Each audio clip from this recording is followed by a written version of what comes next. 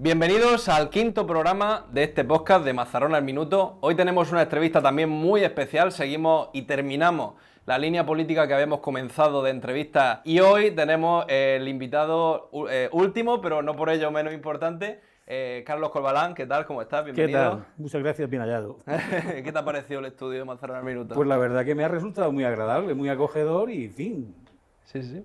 me encuentro a gusto. Muy bien.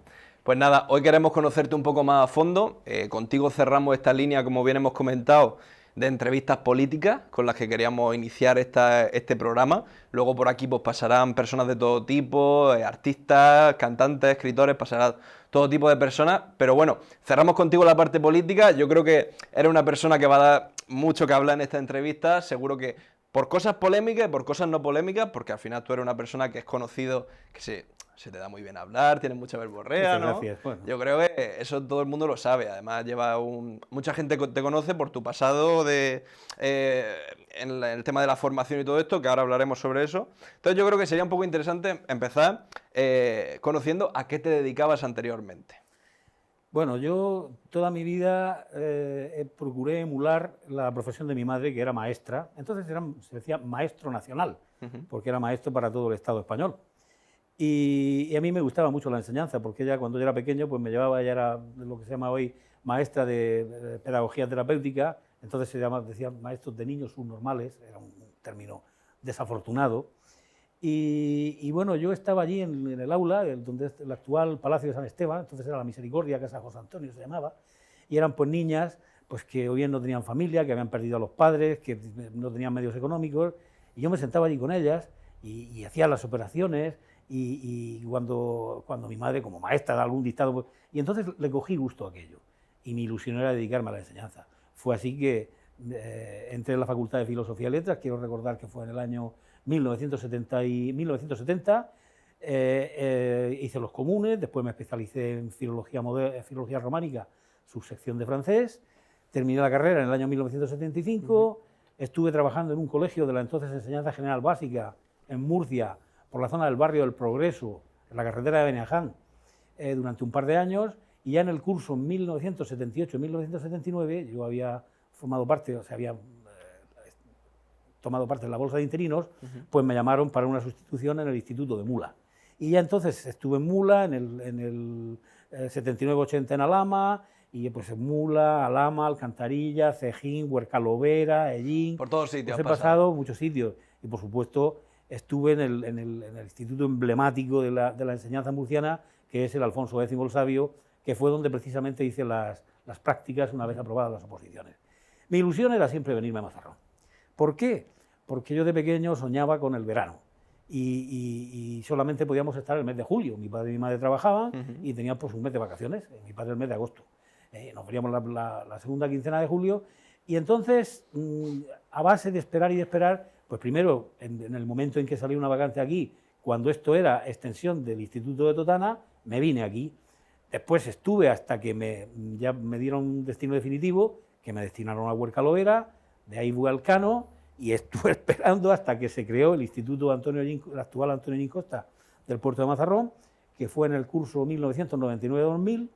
Me vine nombrado como director por la administración. Y luego después, pues una vez que se había constituido el Consejo Escolar, pues ya he elegido sucesivamente, pues desde el curso 1999-2000 hasta el año 2016, en que de forma forzosa me retiraron, porque entonces había una crisis económica muy grande y por lo visto, pues al cumplir los 65 años, aunque la ley permite la prórroga hasta los 70, nos consideraban una rémora para la recuperación económica. Que si hubiera sido por ti, me agradecieron los servicios prestados y bueno, ya entonces hasta hoy, ya pues me he dedicado, pues entré en política, como has sabido, directamente. Y bueno, mi vida de deporte, mi vida con mis amigos y mi vida de familia, que es lo que más me importa y lo que más me gusta. ¿Y por qué te decantas por Vox? Ya que hablamos... Me decanté por Vox porque a mí, yo siempre cito a Quevedo, ¿no? Y Quevedo, que tuvo muchos rifirrafes con Felipe IV, dice, no ha de haber un espíritu valiente, siempre se ha de sentir lo que se dice, nunca se ha de decir lo que se siente. Y a mí Vox me gustaba y me gusta porque encontré que era la voz que no se callaba ante determinadas cosas políticamente correctas. No se podía hablar del feminismo, en contra, por supuesto, a favor sí. Ahora hablaremos de todo claro, ese tema. Claro. No se podía hablar de la LGTBI o homosexualidad o del homosexualismo, o de lo que yo llamo homomonios, lesbimonios y transmonios, porque eso no son matrimonios, matrimonios es la unión del hombre y la mujer, dicho con todo el respeto para las personas. Y entonces, y luego, por supuesto, pues la unidad de la nación, el primero los de casa, lo que no supone para nada postergar o criminalizar o despreciar a quien viene de fuera, que hay que recibir con los brazos abiertos.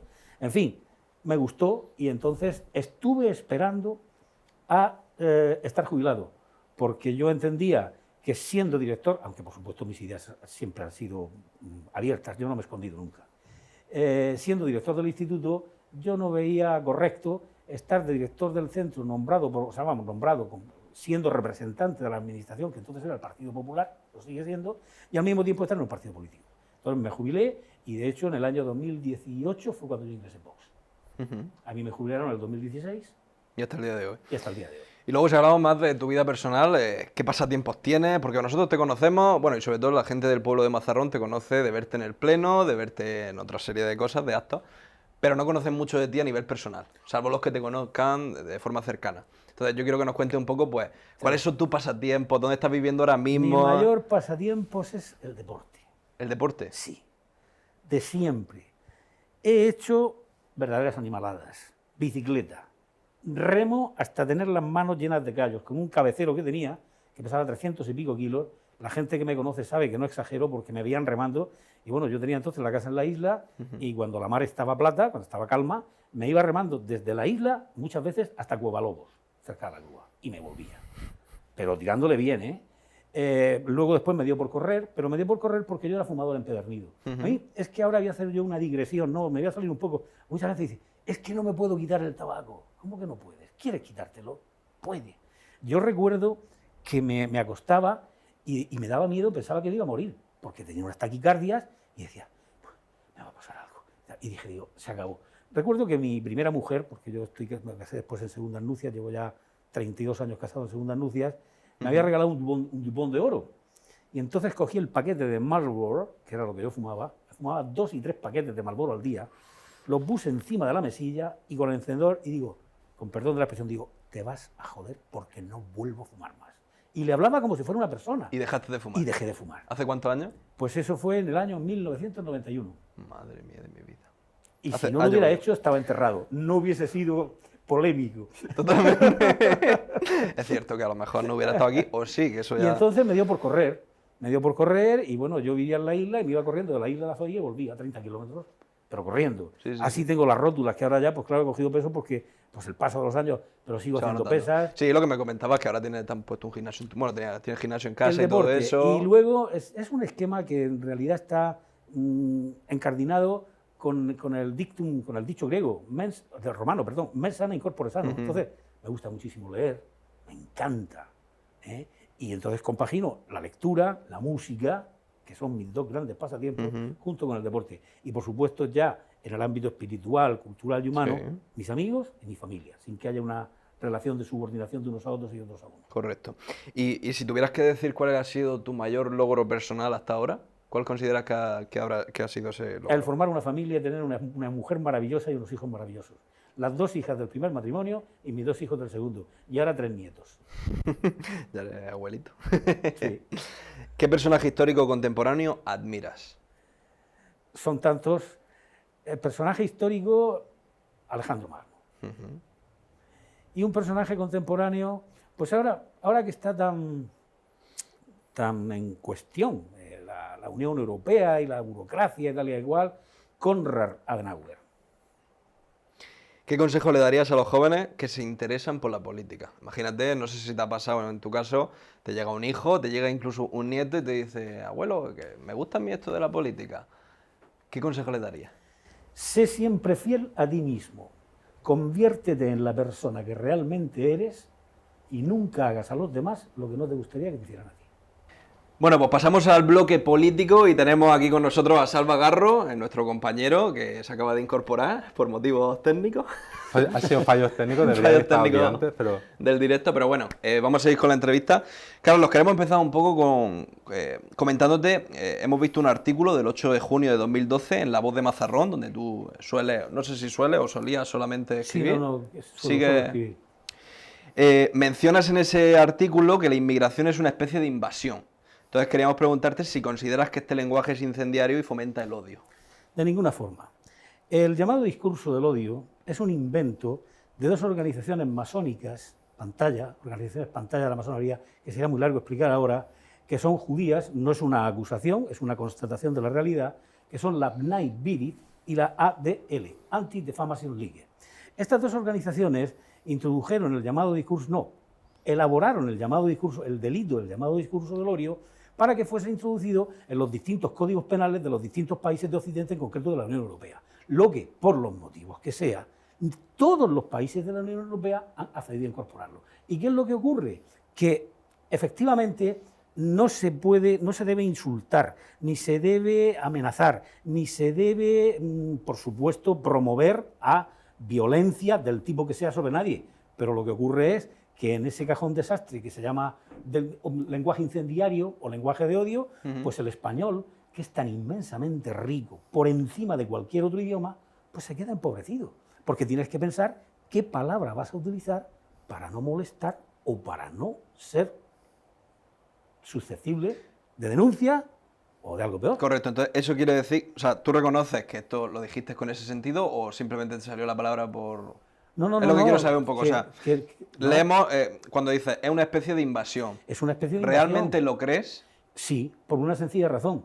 En el año 1964, quiero recordar, Ouari Boumediene, que era presidente de, ya no recuerdo si de Argelia, efectivamente, dijo, un día habrá una gran migración a Occidente y conquistaremos Occidente y no lo haremos con las armas. Los vientres de nuestras mujeres serán los que la conseguirán. Más o menos es textual. Evidentemente, en fin, si establecemos una comparación entre aquel dicho y muchas cosas que están sucediendo, el empobrecimiento de la natalidad por un lado y el disparo por el otro, bueno, pues parece ser que no iba muy desencaminado. Es que afirma en dicho artículo que la percepción positiva de la inmigración no viene del pueblo, sino, como también has comentado en otras ocasiones, sino de estructuras organizadas. ¿No crees que esta afirmación subestima la capacidad de la gente común para formarse una opinión informada? No. Lo que yo creo que no se debe hacer es y yo no lo digo por ti, ni muchísimo menos, es recurrir a la manipulación. Ya hablaba Chomsky de las 10 estrategias de la manipulación y esta es una de ellas, es confundir las cosas. La inmigración es necesaria y es enriquecedora, porque la cultura que se encierra sobre sí misma se muere, necesita aportaciones. Ahora bien, las aportaciones deben ser mutuas. Si yo voy a tu casa, pues yo lo normal es que yo observe las costumbres y las normas que tú tienes en tu casa, no que yo trate de imponerte a ti las que yo tengo en la mía. Es que claro, hablas de una invasión en ese artículo en toda regla. ¿Qué evidencia concreta tienes tú para sustentar esta afirmación tan alarmista para la gente? Bueno, alarmista para la gente, yo no utilizaría el artículo determinado, utilizaría un adjetivo indefinido para alguna gente, para cierta gente. Bueno. Porque claro, si decimos la gente es toda la gente y obviamente toda la gente no es. Bueno, pues nada más que hay que coger y cogerse las noticias y ver por lo que está pasando en todos los países de Europa. Propones que primero se atienda a las naciones antes que a los inmigrantes. ¿No es esto una forma de discriminación basada en el origen?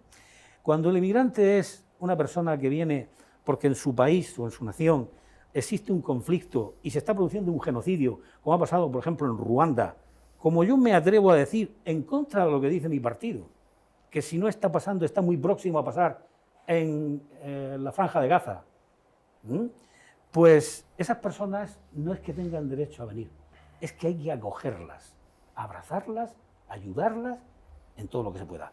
Pero, por favor, hay una diferencia entre eso y esto de estas avalanchas, es decir, son menores. ¿Y su padre dónde está? ¿Y su madre? Eso es referente a los MENA, entiendo. Sí, es que está relacionado. Es que no tienen familia. Si no tienen familia, me callo, no tengo nada que decir. Pero ¿y sus países? ¿Cómo es posible que no tengan una legislación? Tanto que hablamos de los derechos humanos, que en esos países no existe una legislación que proteja los derechos de sus ciudadanos. No lo entiendo. Y entonces con la noticia de hace un tiempo, bueno, hace muy poco tiempo, de los menas que vinieron allí al puerto, ¿eso cómo viste? Los menas que vinieron al puerto, pues sí, yo no quiero utilizar la palabra hipocresía porque esto podría ofender a algunas personas y yo, desde luego, aunque a veces lo haga, nunca está en mi intención ofender a nadie. Pero algo pasará cuando vienen los menas, lo primero que se dice, son los menas, cuando se han traído algunos menores que han sido albergados en la residencia del Peñasco en el concreto. Lo primero es que las personas que viven cerca, muchas de ellas no los quieren ahí. Número uno. Número dos. Lo segundo es que se pide que haya más dotación policial. Vamos a ver, ¿por qué? ¿Para qué hace falta más policía? Y lo tercero es que, unido a esa mayor dotación policial que se pide, porque se ha pedido aquí, pues que haya agentes, mediadores, motivadores, incentivadores, psicólogos, pedagogos, ¿vale? Pero ¿y eso quién lo paga? ¿No sería más normal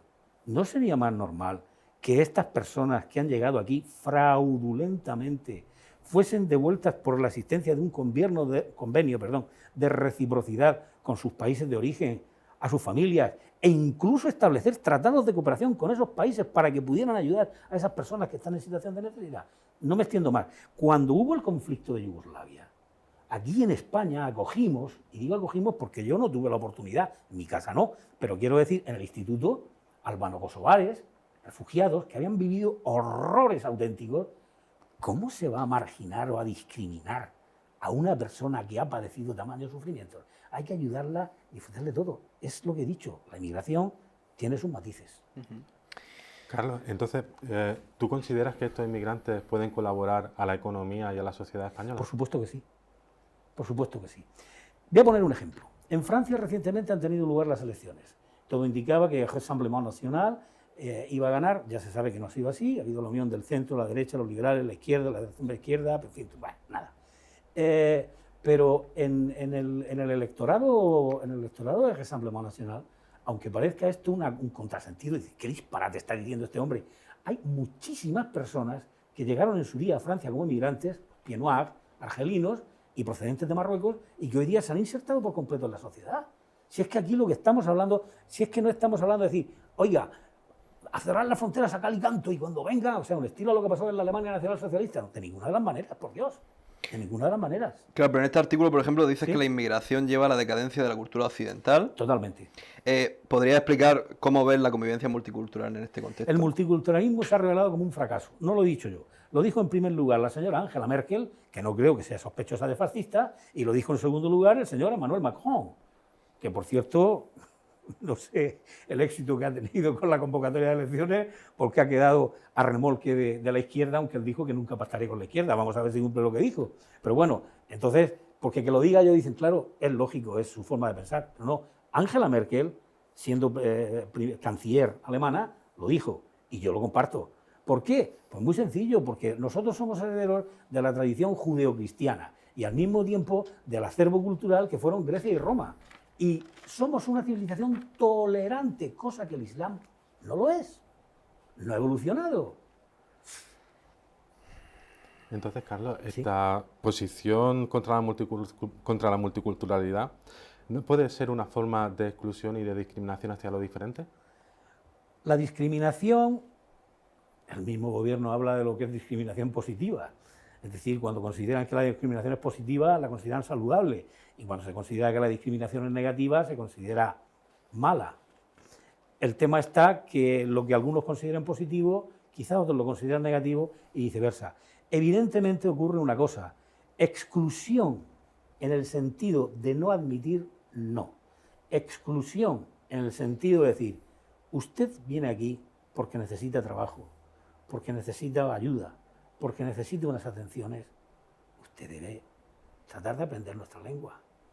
Se está haciendo en Euskadi, se está haciendo en Cataluña, y no con el español, con el euskaldún, o como se diga, y el catalán. Usted debe observar nuestras costumbres, respetándole nosotros las nuestras. ¿Necesita usted tener una mezquita? Pues claro que sí. No le estamos pidiendo que renuncie a su religión, de ninguna de las maneras.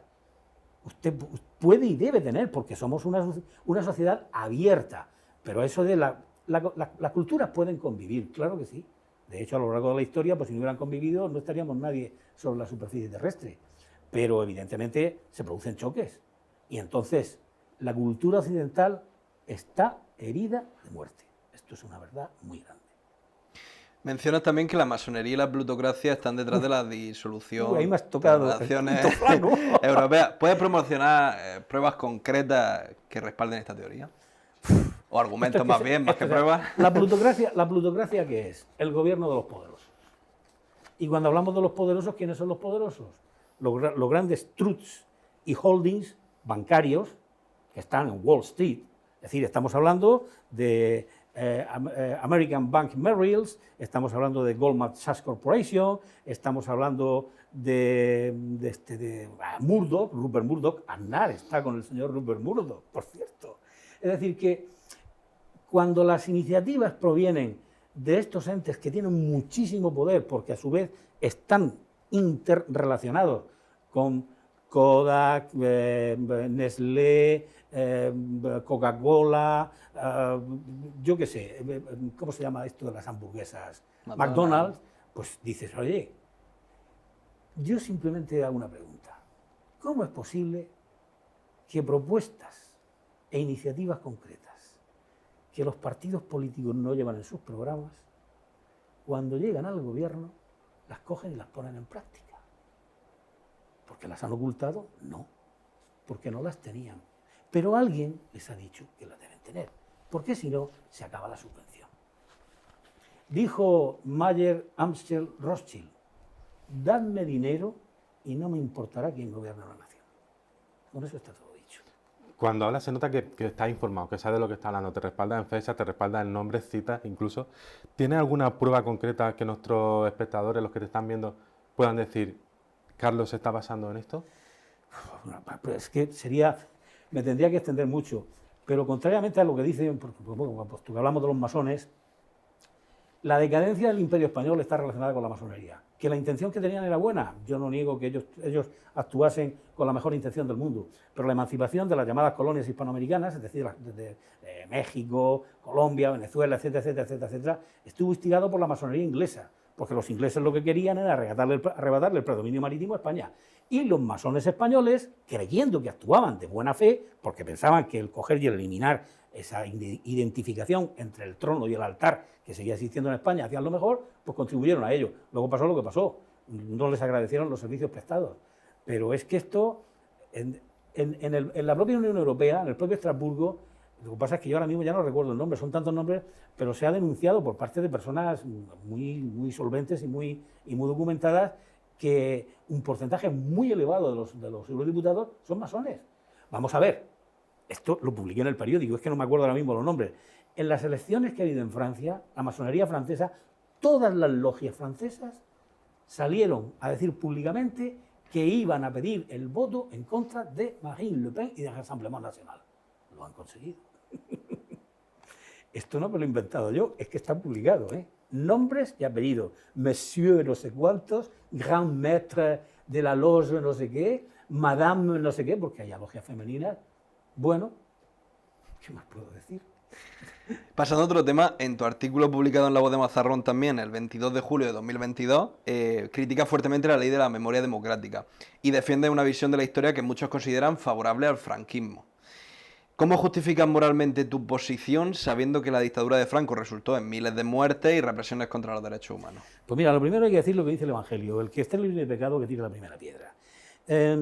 La propia izquierda, por parte de personas que son verdaderamente de izquierdas, Felipe González, Alfonso Guerra, Joaquín Leguina, el que estuvo, este señor, porque es un señor, que estuvo en Galicia y que luego estuvo de embajador, Paco Vázquez, el propio José Luis Corcuera, ya sé, el ministro de la patada en la puerta, pero y otros muchísimos más, dijeron, vamos a ver, cuando se hizo la transición, quienes habíamos vivido la guerra o quienes éramos hijos de nuestros padres que habían vivido la guerra, nos sentamos y dijimos, tenemos que dejar de mirar al pasado y de estar mirándonos el ombligo en relación con enfrentamientos fratricidas, sanguinarios, crueles, por una parte y por otra, y mirar hacia adelante. Y eso fue la transición, dejar para la historia. Entonces, además, es que pasa una cosa, la señora Cristina Alberdi, que fue ministra de Asuntos Sociales en uno de los gobiernos de Felipe González, y que además era una feminista auténtica, no de chaqué y de saloncito,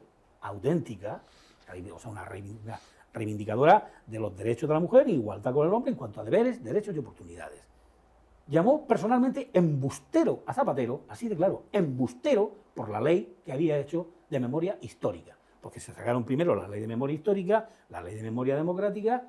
Es que es un maniqueísmo que yo no puedo aceptar, porque, decir, María Teresa Fernández de la Vega fue una vez a Valencia, no sé cómo no empuraron al director de aquel centro, y a una clase además de tercero de la ESO, vamos, que lo que saben los niños de tercero de la ESO, y dijo, Aquí, a la izquierda, está Zapatero, que es el talante. Y aquí está Rajoy, que es la casposidad, la caverna. Bueno, lo primero es que parece mentira que una señora que era vicepresidenta del gobierno, a mí no me gusta decir vicepresidenta, porque no me gusta decir agenta, ni me gusta decir pacienta, pues dijera esas cosas. Lo segundo, que por Dios, de una simpleza, es lo mismo que decir, los judíos son malos, o los judíos son santos, o los moros son malos, o los moros son santos. Ni una cosa ni la otra, hay de todo, y en el contexto y con las circunstancias que hay, pues se producen situaciones que no son de recibo. Ahora mismo lo que está pasando, o lo que ha pasado por parte de Hamás, y lo que está haciendo Netanyahu, insisto, a pesar de que mi partido pues está tal y igual, pero yo tengo mi opinión personal, Sí. yo no comparto eso de ninguna de las maneras. ¿Por qué? Pues porque están muriendo seres inocentes, que es lo que puede. Y es cierto, durante el franquismo hubo muchísima gente que padeció represión, que padeció cárcel y que padeció ser apartados. A los maestros que no eran tal, los apartaban, al que no tal, pues no se podía. Esto pasó, pero también pasaron otras cosas. Y entonces yo lo que digo es, ¿sabes por qué me gusta en cierto modo la Rusia de Putin? Un gran amigo mío de la infancia estuvo hace poco en Moscú y me dijo, dice, Carlos, dice, es increíble, te ves una estatua o un monolito del zar Nicolás II y al lado hay otro de Lenin. Dice, ¿cómo es posible esto? ¿Y saben lo que contestan los rusos? Es nuestra historia, la que nos gusta y la que no. Y nosotros no tenemos culpa de que viviera el zar Nicolás II o de que viviera Lenin. Pues eso. ¿Y por qué creen entonces que es importante o que no es importante el recordar estas atrocidades que se han hecho a la memoria histórica, tanto por un bando como por el otro? El recordar es siempre bueno, porque la memoria lo que evita... Vamos a ver, decía Cicerón que historia magistra vitae est. La historia es maestra de la vida. Pero claro, lo que ocurre es una cosa. Si recordamos para adentrarnos en la reconciliación, en la confraternización, en el perdón sincero, ¿qué dijo el presidente de la República, Manuel Azaña? Paz, piedad, perdón. Eso no es. Es decir, ¿cómo no voy a entender yo cómo se puede sentir una persona que tuvo a su abuelo, o a su padre, o a su madre, no lo sé, y que o lo fusilaron, o lo tuvieron en la cárcel y se murió pues en la inanición? Por Dios bendito, pero si es que si no reaccionara de esa forma, no sería humano. Pero es que eso mismo se da en los otros. Entonces, ¿qué vamos a hacer? ¿Estás permanentemente tirándonos los trastos a la cabeza? Pues vamos a mirar hacia adelante y vamos a procurar ofrecerle a nuestros hijos, yo ya a mis nietos, que mis hijos ya están crecidos, pues un futuro mejor que el que tuvimos nosotros. Y, en tu opinión, ¿cuál es la versión correcta de los eventos históricos que la Ley de Memoria Democrática pretende recordar? Ni más ni menos que hacen malos a unos y buenos a otros. Afirma entonces que la ley es parte de un plan para desgarrar España. ¿Podría explicar cómo una ley de memoria histórica puede tener ese poder? Largo lo fiáis. En primer lugar, en la enseñanza, los libros de texto, ya desde un tiempo, y vamos, yo recuerdo cuando falleció Franco en noviembre del 75, pues yo iba a cumplir 24 años. En fin, pues he vivido muchas cosas, ¿no?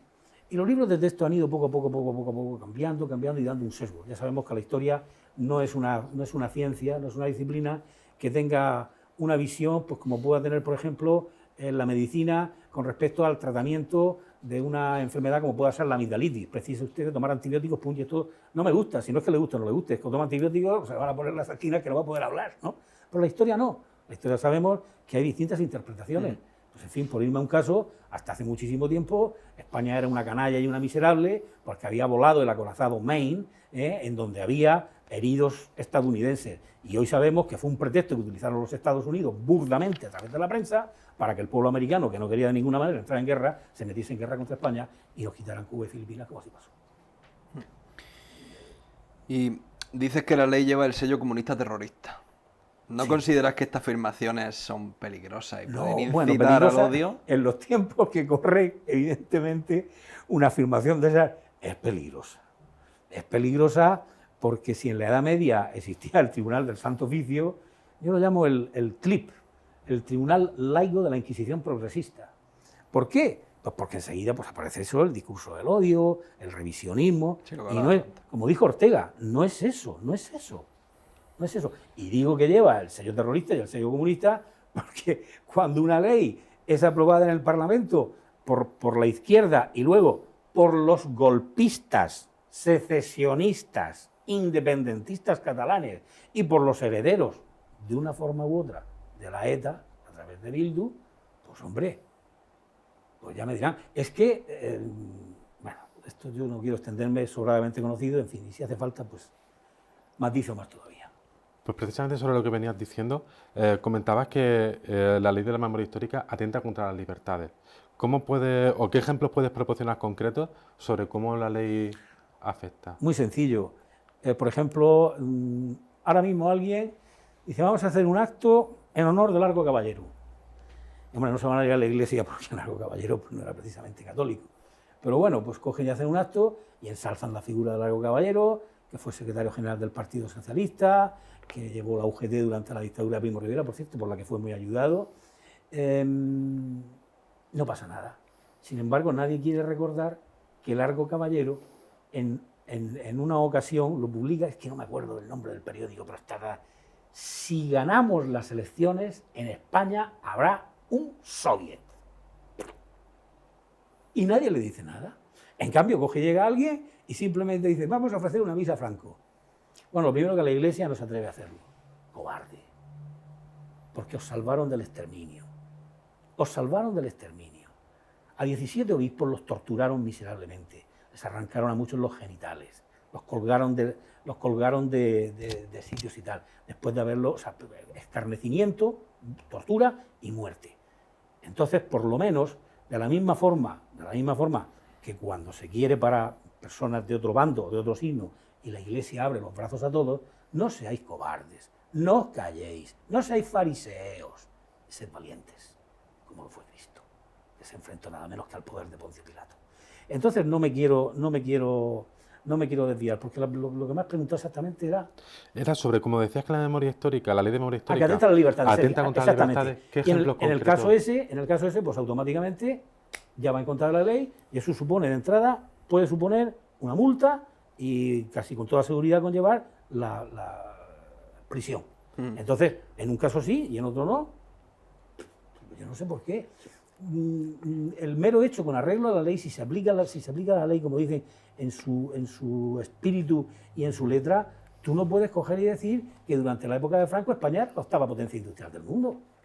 Y tú no puedes coger y decir que la seguridad social, bueno, el seguro de enfermedad lo creó José Antonio Girón de Velasco, que era un ministro falangista. Está haciendo usted apología del franquismo. Oiga, no, es que lo creó Girón de Velasco. Haría muchas cosas mal. Yo no digo que no, quizás todas las demás que hizo las hizo mal, pero esa la hizo. Ahora hablaremos más en profundidad sobre eso. Sí. Y ya simplemente para cerrar este bloque y pasar a otro tema, para esas familias de víctimas del franquismo, ¿qué mensaje tienes tú para estas familias?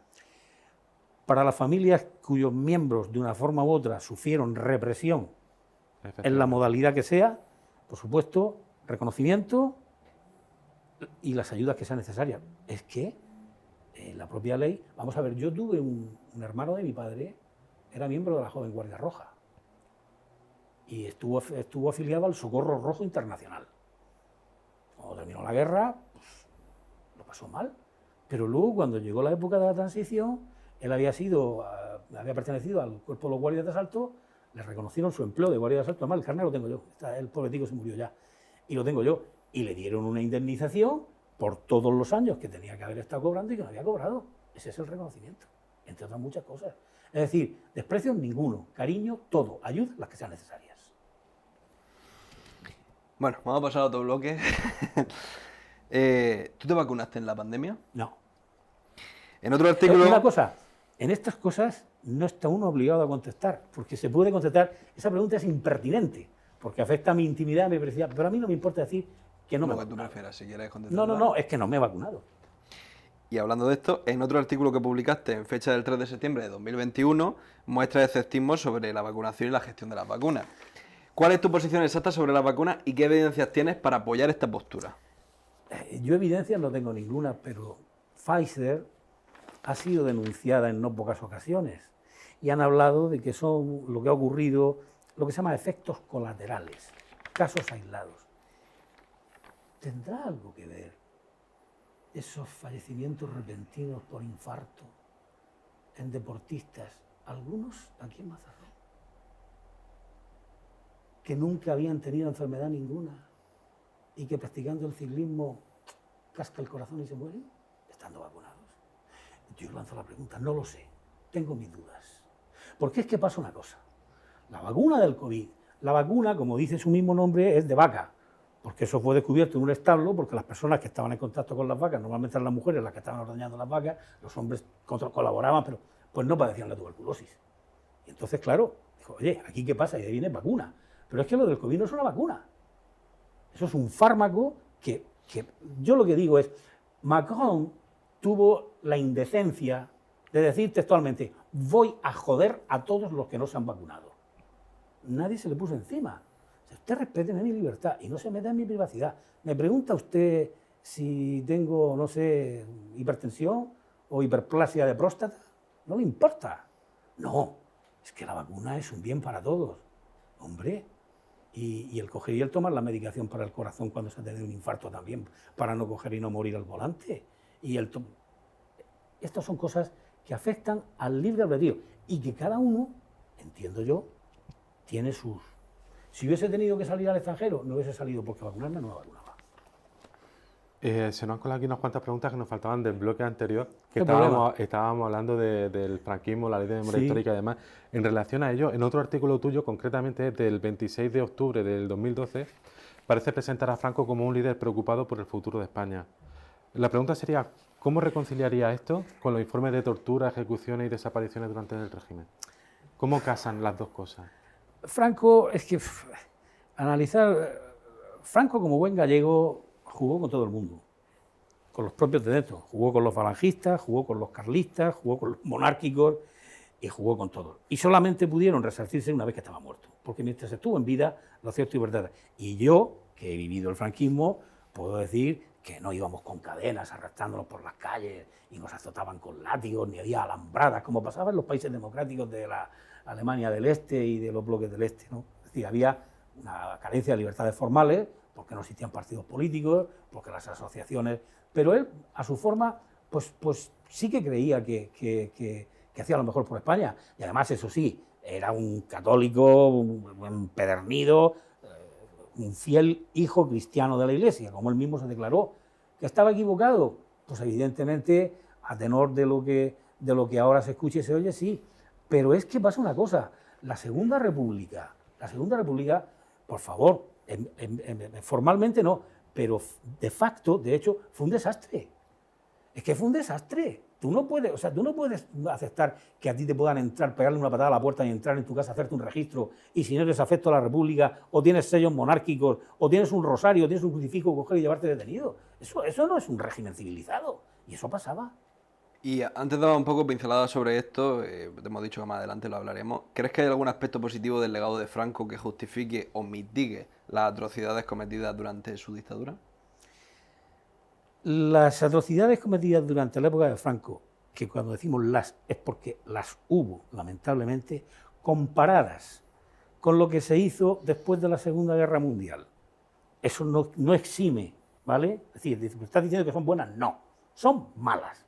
Muy malas, pero comparadas con lo que, por ejemplo, se hizo en Francia, con lo que se hizo en Italia, con lo que se hizo en Alemania, una vez acabada la Segunda, bueno, por no hablar de Checoslovaquia y de Yugoslavia, que eso ya fue el colmo.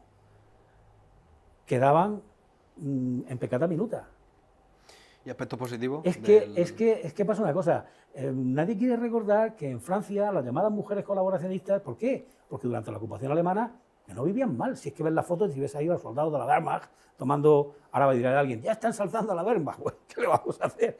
Tomando chocolate con chicas, y oye, pues empezaban a hablar y se enamoraban y se casaban. Entonces, pues bueno, o cogían y formaban pareja de hecho. Y por ese simple mero hecho, tú las ves por las calles desnudas, con los pechos mutilados y con la cabeza rapada, y toda la gente tirándoles piedras y escupiéndoles. Eso es la gente de izquierdas. Eso no tiene importancia, ¿verdad?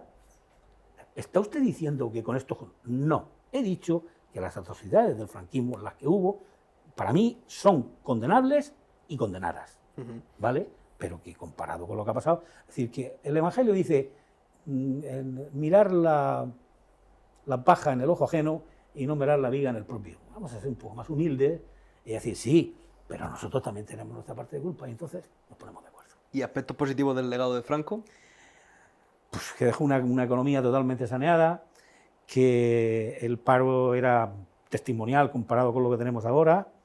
Tenemos unas relaciones excelentes con los países árabes. Es curiosísimo esto. No había, o sea, aquí no venían las pateras. Los árabes que venían, yo los he conocido, venían a estudiar medicina, arquitectura, ingeniería a las facultades de las universidades. Y cuando se declaró la guerra del petróleo con el Yom Kippur, en la época que era presidente del gobierno Carrero Blanco, que por eso lo mataron, pues cuando vino Kissinger a hablar con Carrero Blanco y querían que nosotros entráramos en guerra contra los judíos, dijo, nosotros, pues si nosotros nos llevamos de maravilla con los países árabes, no tenemos problema ninguno. El problema lo tienen ustedes. No quieran meternos a nosotros. Se lo quitaron de medio. Y comentaba antes hablando de mirar la paja en el ojo ajeno, pero no tener la vista para la viga que tenemos en el propio. En el ojo propio tenemos en la Plaza del Salitre una placa todavía con el logotipo de la Falange. ¿Tú esa placa la dejarías, la quitarías? Yo sí, por la sencilla razón de que esas casas vinieron las autoridades en aquel momento a entregarlas a las familias que estaban necesitadas. Igual, yo soy contrario, salvo, vamos a ver, que se haya demostrado, o sea, no sé, un caso de una criminalidad, pero soy contrario a la modificación de los títulos, de los honores y de los nombres de las calles. Por eso, vamos, jamás aceptaría una distinción o un honor, porque cambiaría y dijera, fuera, se le quita. Usted no puede revocar la decisión que en su momento ha tocado una corporación. A Franco lo que pasa es que le dieron tantas que al final yo creo que aparte de que era bajo y estaba regordete, lo hubiesen hundido. Hermano mayor de no sé cuánto, honorario mayor de no sé qué, doctor honoris causa de no sé cuántos, hijo predilecto de no sé cuántos, las llaves de oro, de platino, de plata, y luego se lo han quitado todo. Pues muy bien, yo no lo entiendo. Tácito, refiriéndose al emperador Vitelo, dijo, fue insultado después de muerto con la misma pajeza con la que fue alabado en vida. No digo más. Vamos a pasar a otro bloque. Hablamos un poco del tema LGTBI. ¿Podrías aclarar cuál es tu posición actual sobre los derechos del colectivo LGTBI? Para empezar un poco esta sección. Precisamente el último artículo que he publicado en La Voz hablo de una dictadura totalitaria y que es un lobby al servicio de los grandes intereses. He citado antes, pero es que ahí están clarísimos. Vamos a ver, en 2012 me parece que fue, se reunió, es que no recuerdo, porque son nombres en inglés y ya bueno, ahí me falla. Pues no sobre texto, con la intención, yo no digo, sería sincera, seguro que era sincera, de defender los derechos de las personas LGTBI. Es decir, no es de justicia ni es de derecho que una sociedad que se dice civilizada obligue a una persona a sentir vergüenza o a estar escondida porque tenga una orientación, un color, una etnia o una condición determinada, la que sea. ¿Queda eso claro? ¿Por qué? Por la sencilla razón de que la persona, por el simple mero hecho de ser persona, tiene una dignidad que le es consustancial y que es inviolable. Y por tanto merece respeto. Ahora, dicho eso, en esta reunión de la que he hablado dijeron, sí, los derechos también, pero atención, esto es textual, diversidad es negocio, y donde hay negocio hay dinero. Pues es que así me lo ha puesto usted. Entonces, además, esto es como los obreros. Yo recuerdo en el boom de los sindicatos, porque era lógico, en España no había habido sindicatos, nada más que estaba la CNS, que era la Confederación Nacional de Sindicatos, un sindicato único vertical perteneciente a la Falange, y cuando operaron los sindicatos, pues la CNT no, porque la CNT curiosamente no le permitieron resurgir. Qué curioso, qué curioso. Resurgieron muy bien UGT y Comisiones Obreras. Pues si no estabas afiliado a Comisiones Obreras UGT, no eras obrero, eras defensor de los patronos. Esto no es así. Y en la LGTBI son todos los que están, pero no están todos los que son. Hay muchísimas personas que son homosexuales, que son bisexuales, que son lesbianas. Yo tengo en mi familia, y no están en la LGTBI, y viven su vida con toda normalidad. Y están casadas, y bueno, y a mí, lo que a mí me parezca es irrelevante. Quiero decir que tienen derecho a vivir su vida acorde con sus convicciones y acorde con sus planteamientos.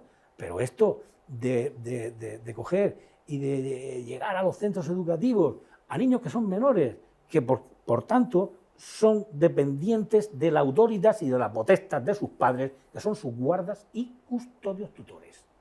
Cuando son mayores, no. Entonces, a talleres instructivos, formativos, sobre pretexto de enseñarles que podemos cambiar de género y que cada uno se puede construir su género, pues oiga, ¿yo qué quiere usted que le diga? Yo eso no lo acepto para mis hijos. Ya son mayores para mis nietos. Con tus nietos. Y hablando de que comentabas también derechos y protecciones legales de las personas homosexuales, ¿cuál es tu opinión sobre ello? Cualquier persona tiene que tener los mismos derechos y los mismos deberes en la medida que es ciudadana española. Punto. Y luego, acorde con lo que establece la Declaración Universal de los Derechos Humanos y la propia Constitución Española de 1978, aunque no sea española, por el hecho de ser persona, como he dicho antes, pues tiene una dignidad, o sea, ni persecución, ni desprecio, ni burla. Yo en el instituto, yo que soy para algunos tan malvado, LGTBIcamente hablando, tuve una alumna que era lesbiana. Y la chica no lo decía porque tenía miedo. Me acuerdo una vez que me reuní con ella y le dije, que no me entere yo que a ti te falta el respeto o te amenaza a alguien. Porque si me entero, me enfadaré contigo. Si te pasa algo, me lo coges y me lo dices. ¿Por qué? No porque sea bueno ni porque sea bondadoso, sino porque primero era una alumna del centro y por tanto era exactamente igual que todos los demás, en derechos y en obligaciones. Y segundo, por lo que he dicho del respeto a la persona.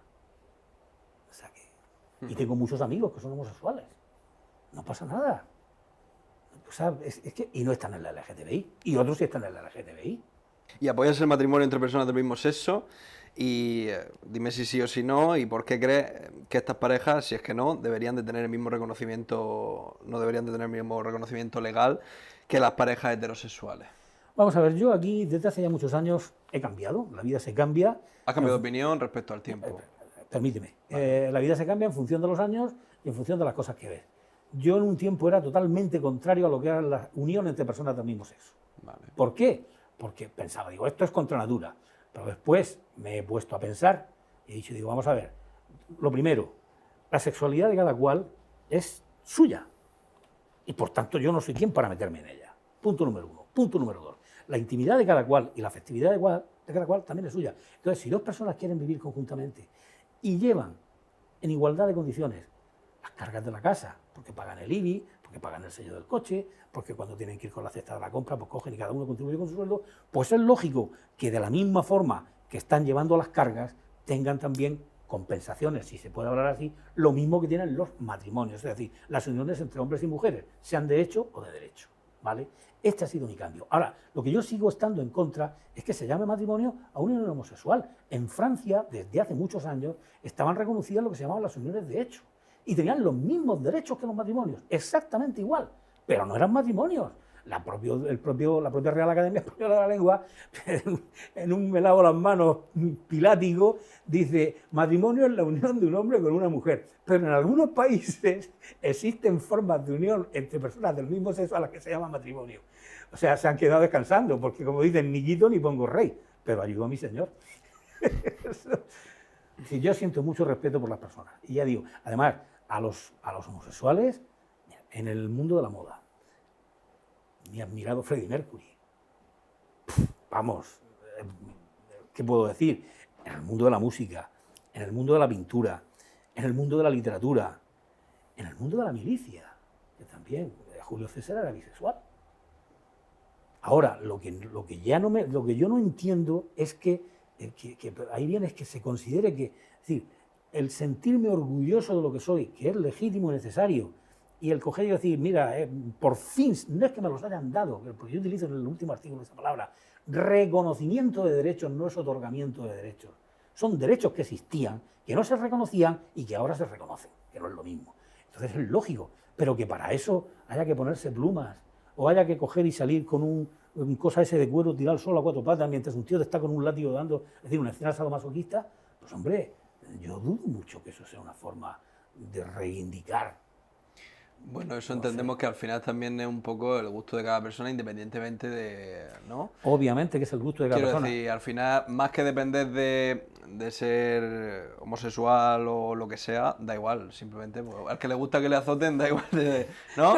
Claro, es que ahí lo has dicho, pero a mí no me gusta que me azoten. Vamos a separar por un lado lo que es placer y lo que es daño, ¿no? Que las cosas... Exactamente.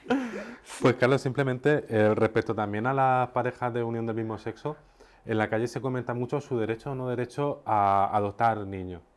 ¿Tú esto cómo lo ves? No estoy de acuerdo, estoy opuesto, sigo estando en oposición. Yo me acuerdo con un amigo mío, en fin, yo lo considero amigo mío, Jay Buckley, que hablando una vez me dijo, dice, Dad, digo, mira, yo le dije lo mismo, digo, las uniones, digo, pero los niños, y él quiero recordar, porque si a lo mejor luego me oye, dice, que me dijo, dice, yo tampoco lo tengo claro.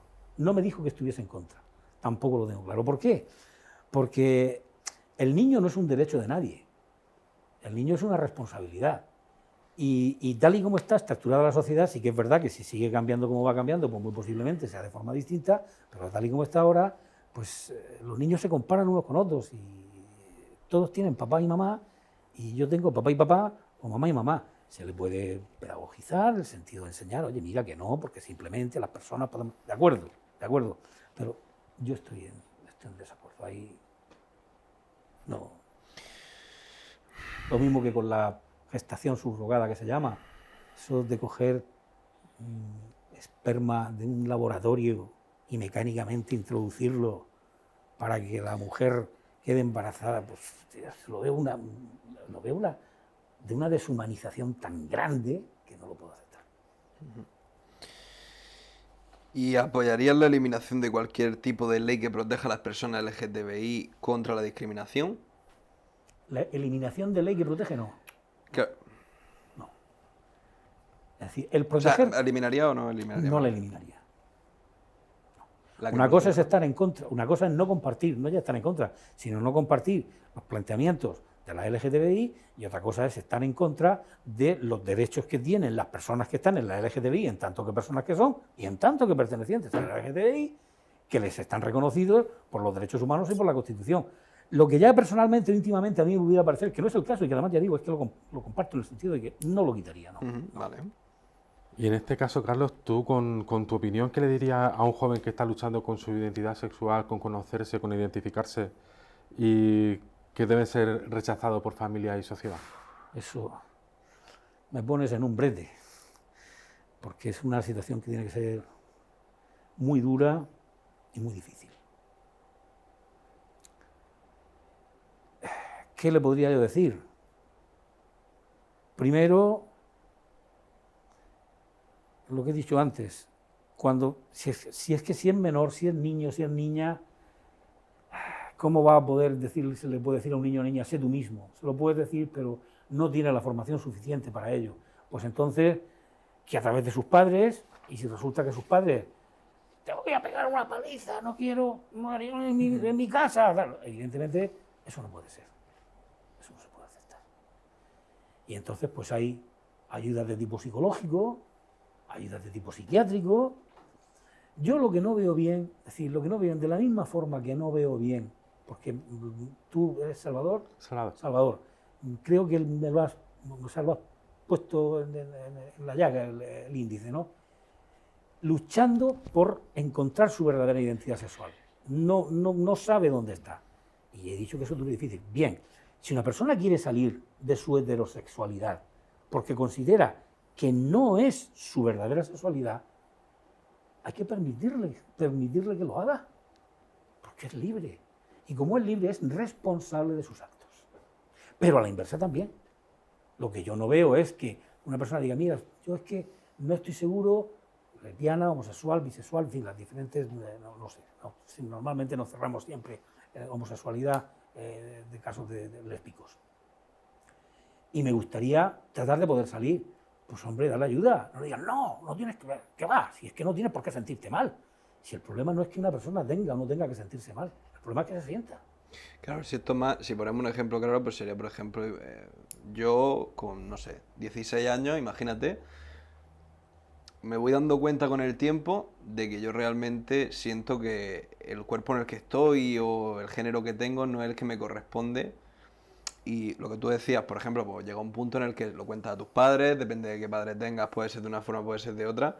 Pero yo quería saber un poco, más en concreto, tu opinión sobre si realmente tú ves que eso, O sea, si te muestras escéptico con eso, o realmente tú crees que una persona perfectamente, más pronto o mucho más después, con 50 años, puede darse cuenta un día de que realmente se ha sentido toda su vida engañado con su cuerpo, por así decirlo, y se da cuenta de que realmente se siente de otro... Puede darse el caso. Ya he dicho que muchas cosas, o algunas cosas, pues antes las veía. ¿Y por qué? Pues voy a poner un ejemplo. Cuando yo era pequeño, uno de mis actores favoritos era Rock Hudson.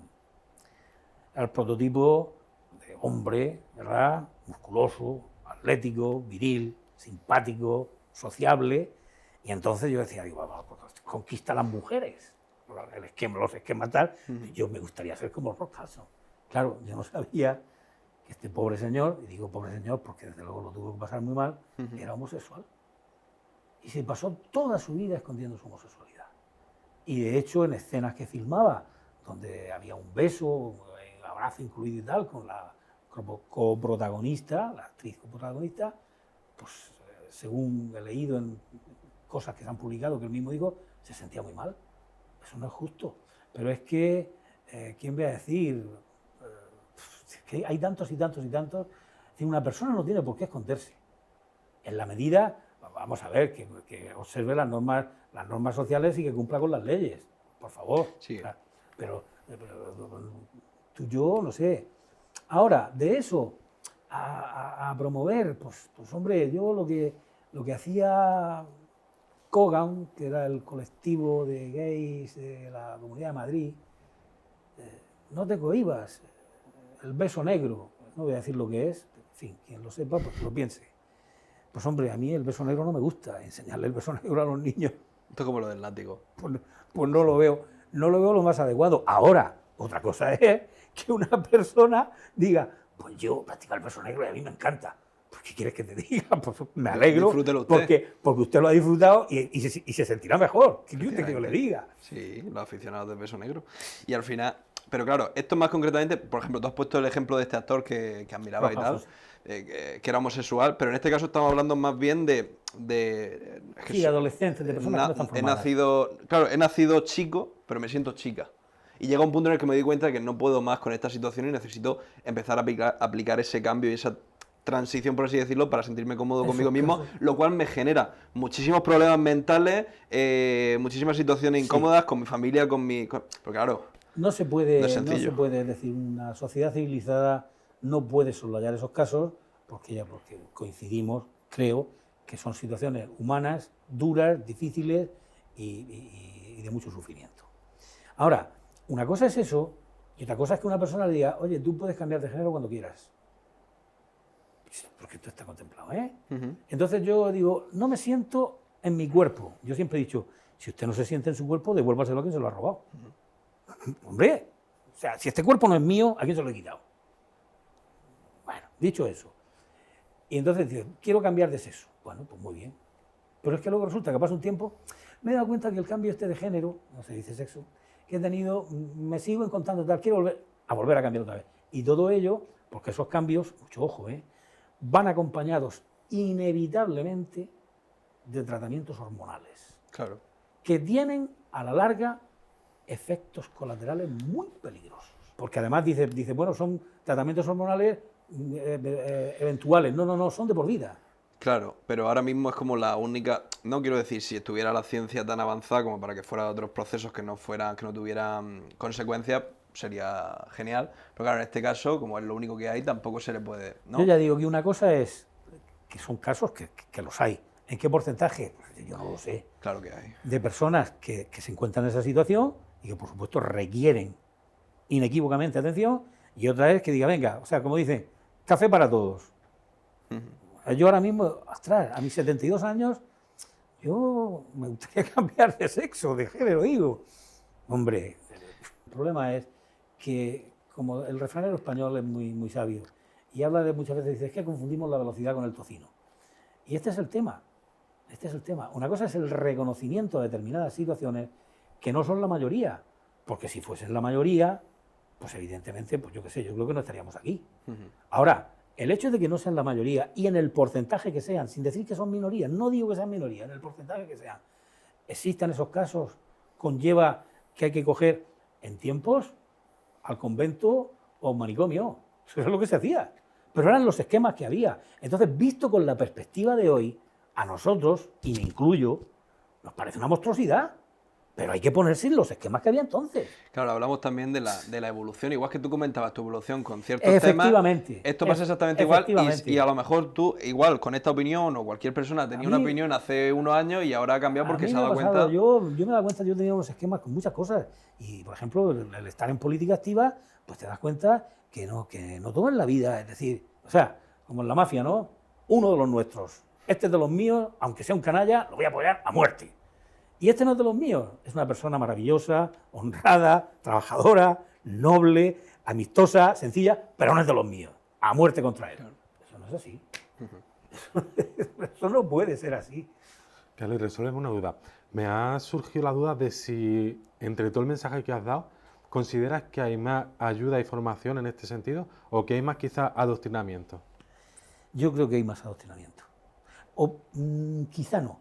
Que se intenta que haya más adoctrinamiento, eso sería lo que se está haciendo, se está creando el adoctrinamiento. Que se intenta, porque no se puede decir todos los sectores. Mira, es que claro, va siempre muchas veces a recordar vivencias personales, pero bueno, es inevitable. No pasa nada, una entrevista personal. El hermano de una gran amiga, que es homosexual, hace mucho tiempo que no sé de él, y él estaba casado, estaba ya con su pareja, nos decía a mi mujer y a mí, llevan muchísimo cuidado con los niños, no permitáis por el tema de la pederastia. Porque eso es decir, si es consentido, un menor puede tener sexo con quien quiera, eso no se puede decir. Porque un menor, y sobre todo si es menor en un estadio de 9 y 10 años, tú le puedes dorar la píldora muy bien y lo puedes manipular. Finalmente, para la comunidad LGTBI que está buscando igualdad y reconocimiento, o respeto, mejor dicho, por la sociedad, y que quizás también algunos de ellos convergen contigo en tu filosofía y en tu ideología, ¿qué mensaje tienes para esa comunidad LGTBI que busca igualdad? Que no se hagan los víctimas. Que no se hagan los víctimas. Modistos, pintores, actores, actrices, abogados, políticos, médicos, músicos, directores de cine, no son parias de la tierra. No son personas que están ahí en el campo, que muchas veces les habrá costado mucho trabajo llegar donde están, por supuesto, pero que vivan su vida, o sea, con entera libertad, pero que me dejen a mí vivir la mía. Vox ha sido muy crítico con el feminismo y las leyes de violencia de género. ¿Crees que el feminismo actual es innecesario o dañino para la sociedad? El feminismo pasa como con es parecido a lo que ocurre en la derecha y en la izquierda, ¿no? Hay múltiples interpretaciones, múltiples matices y múltiples facetas. La prueba es que, por ejemplo, con la llamada ley del solo sí es sí, o con la ley de cambio de sexo, dentro del propio feminismo ha habido discrepancias muy fuertes entre feministas históricas y entre feministas pues, más recientes, de mayor actualidad, por decirlo así. Entonces, yo considero que la ideología de género es dañina, porque parte de un supuesto, partiendo de una verdad a medias, que es de la existencia fruto de unos esquemas determinados, en un momento determinado, en unas sociedades determinadas, que bueno, la mujer no tenía los mismos derechos que el hombre, porque esto es así, no tenía los mismos derechos que el hombre, pues entonces han hecho una extensión general, en el sentido de que la mujer es maltratada por naturaleza y el hombre maltratador por la misma razón. Y, hombre, mi padre no era un maltratador, y mi abuelo tampoco, y mis hermanos tampoco, de ninguna manera, no lo acepto eso. Si esas mujeres que dicen eso tuvieron la desgracia de que sus padres las apaleaban o las ninguneaban hasta el término, no dejarlas estudiar o cosas por el estilo, pues puedo comprender que lo digan. Pero si no es así, o sus maridos, por caso de que estén casadas o tengan pareja, ¿no? Yo considero que la ideología de género es nociva. Ahora, el feminismo hoy día es que en España una mujer yo creo que no tiene motivos para quejarse. Tiene motivos para quejarse en Irán, ahí sí, en Arabia Saudita, que ahora precisamente ha salido el caso de una campeona mundial de ajedrez, que muy digna, dijo, yo ir a un torneo de ajedrez a un país donde para entrar al sitio tengo que ir acompañada de 2 hombres y para salir también, no voy.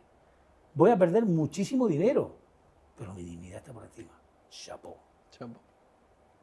Ahí estamos.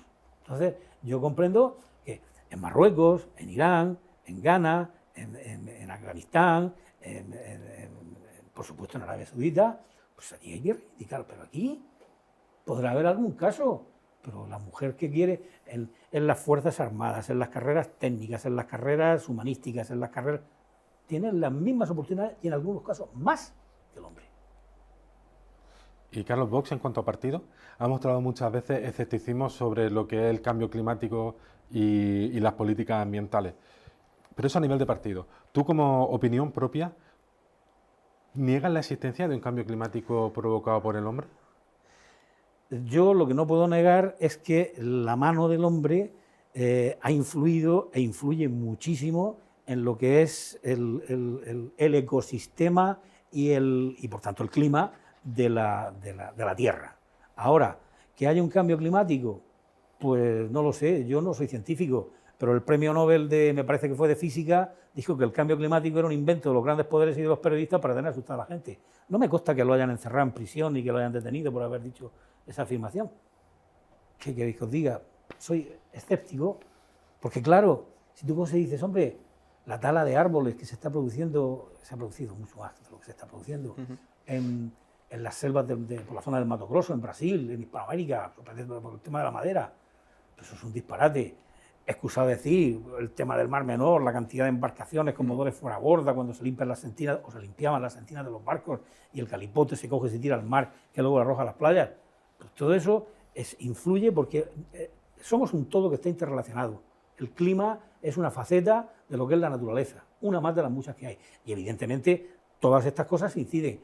Que hay que preservar y cuidar a nuestra madre naturaleza, que es junto con la natural, la mejor madre que podemos tener, porque la naturaleza es la cosa más hermosa que existe, pues no, es que vamos, sí que sí, sí que sí. Ahora, cambio climático, lo peor está por llegar.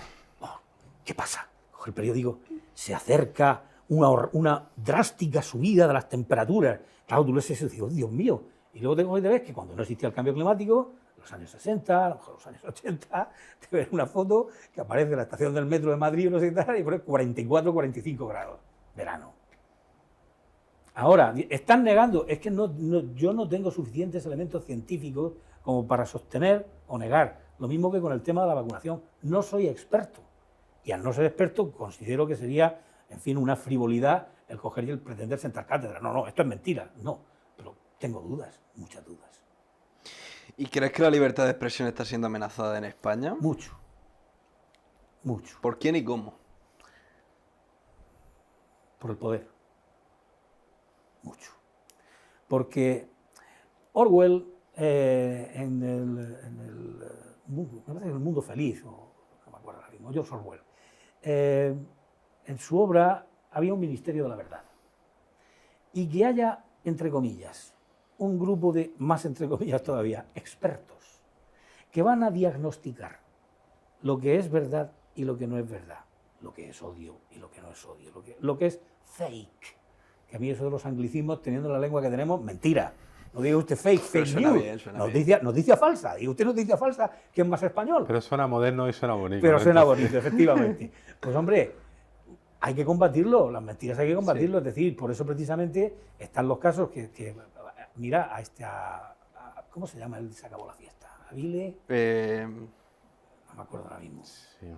Que has tenido bueno, lo han condenado a pagar una multa ¿cómo se llama el de Alvise Pérez? Alvise. Lo han condenado a pagar una multa de 6.000 euros me parece que ha sido Ana Pastor, porque utilizó una foto tal igual, es decir, una intromisión. Sí. Entonces, me parece muy bien, porque usted tiene que respetar la intimidad de las personas, aunque tengan una proyección pública. Correcto. Y ha pagado. Entonces, ahora, el Ministerio de la Verdad, pues vamos a ver, o sea, estamos volviendo, lo que yo he dicho, a la Inquisición. En Israel era el Gran Sanedrín. Cuando el Gran Sanedrín hablaba, en Grecia eran los oráculos, el oráculo de Delfos. El oráculo ha dicho esto. ¿Cómo osa cuestionar lo que ha dicho el oráculo? Pues aquí tenemos muchos oráculos. Bueno, vamos a pasar ya, Carlos, a las preguntas rápidas para ir concluyendo. ¿Mejor sitio para vivir? La sierra. ¿Tu mayor logro hasta ahora? Mi familia, mi mujer y mis hijos. ¿Tus 3 valores fundamentales? La honradez, la lealtad y el patriotismo. ¿Un próximo viaje? No tengo previsto ninguno. ¿Tienes alguna fobia? Fobia ninguna. trabajo anterior al que ejerce actualmente? Ahora mismo estoy de jubilado, docencia. Docencia. El trabajo de tus sueños. Haber sido militar. ¿Serie o quizá película también que estés viendo ahora mismo? Viendo ahora mismo no estoy viendo nada. O película, o la última película que hayas Lo visto. que haya visto, Vikingos. Nos quedamos con esa, Vikingo. ¿En qué o en quién piensas cuando estás de bajón? Muchas personas. Bueno, la siguiente pregunta es: ¿cree en Dios? Por lo que has dicho, ya vemos que sí. Sí creo. Pero bueno, ¿cree en Dios? Sí. Sí, ¿no? ¿Cuál es el último libro que has leído? Es una trilogía de un sacerdote que dice que no te la cuenten. Y si tuvieras que verte en un karaoke cantando a pleno pulmón una canción, ¿qué canción sería? Esto es muy difícil aquí. Ahí cuesta esa pregunta Aquí sí me rara. pillas. Pues no sé, cantaría alguna canción de los Beatles o de los Brincos. Freddie Por ahí me Mercury. quedaría. Freddie también lo has comentado antes. Freddie Mercury, pero yo Freddie a Freddie Mercury Mercury, también. la voz de Ya, Freddie es Mercury. complicado. Ahí lo que pasa es que no podemos compararnos, no nos podemos poner a la altura de Freddie No Mercury, puedo, pero también. no puedo. ¿Cuál ha sido la mejor época de tu vida? Mi adolescencia y mis veranos en la playa. ¿Y la peor? Determinados momentos de la infancia, porque estaba muy sujeto. Y si pudieras cambiar algo en el mundo, ¿qué es lo que cambiarías? Eliminaría el sentimiento de la envidia y del odio. Si pudieras tomar un café con cualquier persona, ¿con quién sería? Está muerta, pero a mí me hubiese encantado tomarme un café con Oriana Fallaci. Para los que no conozcan ahora, un Oriana pequeño Fallaci resumen. fue una periodista italiana que escribió un libro que se llama El orgullo y la rabia, precisamente denunciando todo el tema de la indemnización. Y bueno, pone a caer de un burro a la iglesia, a los políticos. Muy valiente. Totalmente de izquierdas, por cierto. Pues claro, entonces nos queda una última pregunta. ¿Quién te gustaría que fuera el siguiente invitado que pasara por este programa? Yo no tengo elementos de juicio para decirlo, pero en fin, una persona que pueda trasladar algo positivo a la audiencia y, por supuesto, al pueblo. Vale, y por último, Carlos, vamos a pasar a responder tu pregunta del diario. Ya te hemos contado antes que tenemos la sección del diario en la que el anterior invitado, que en este caso político, fue Alicia Jiménez, dejó una pregunta para ti. Queremos que la leas en voz alta, la respondas y tú también dejas una pregunta para el siguiente invitado que nadie sabe quién es y lo verá la gente en el próximo capítulo. Bueno, esta es la pregunta que dejó Alicia para ti, Carlos. Léela en voz alta y respóndela, por favor. Puedo leerla. ¿Será una realidad el inicio de las obras del desdoblamiento de Mazarrón Puerto en esta legislatura? No. Por la sencilla razón de que en la reunión a la que asistimos en su día el señor alcalde, Ginés Campillo, el entonces primer teniente de alcalde, señor Gaspar Miras, y este servidor, en la Consejería de Fomento, con el señor consejero, se nos trasladó que existían muy buenas intenciones, pero que no había dinero, por la sencilla razón de que las partidas estaban ya ejecutadas. Y estaban ejecutadas porque la mayoría venían de muchas, que no se habían ejecutado en la legislatura anterior. Y había que ejecutarlas ahora. Casi con toda seguridad, pero volvemos a hablar casi con toda seguridad, lenguaje político, se dijo que para la próxima legislatura sí estaría. Yo lo que digo, y concluyo, es que en la medida que nos afecte, lo que es bueno para el pueblo, quienes somos representantes del pueblo, debemos implicarnos al 1000%. Pero hay una cosa, muy posiblemente dejemos de estar, porque hay tambores de guerra entre los pactos de Vox, PP, en comunidades autónomas y ayuntamientos. Ya veremos a ver lo que pasa después de esta tarde a las 6:30. Vale, pues ahora es tu turno, te toca dejarle al siguiente invitado una pregunta. Por aquí, si quieres.